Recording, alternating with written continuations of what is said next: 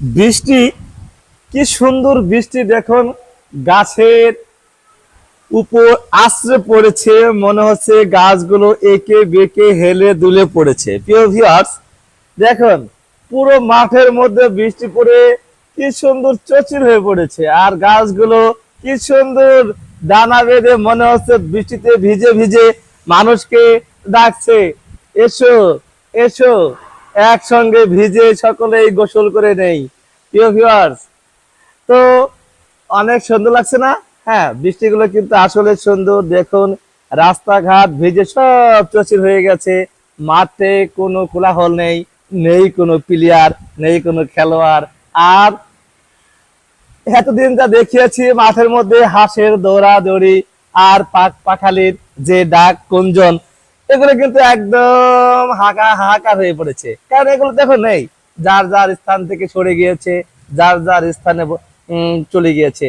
প্রিয় ভিউয়ার্স, হ্যাঁ, বৃষ্টির দিনে তো আসলে বাইরে থাকাটা দুশ্চিন্তার বিষয়, আর বাইরে তো থাকা যাবেই না। দেখুন আকাশে কিন্তু প্রচুর মেঘ, আর এই মেঘের মধ্যে দোলা খাচ্ছে যে গাছগাছালি গুলো। আর একটু ভালো করে দেখিয়ে দিচ্ছি প্রিয় ভিউয়ার্স, তো দেখুন একদম বৃক্ষরাজির সামনে এসে দাঁড়িয়েছি, কি সুন্দর বৃষ্টিগুলো পড়ছে আর পড়ছে, গাছগুলো কিন্তু লড়ছে। আর এখানে গাছের পিছনে কিন্তু দেখা যাচ্ছে, দেখুন কি সুন্দর, যেদিকে তাকাচ্ছি সেদিকে শুধু দেখছি বৃক্ষ আর বৃক্ষ।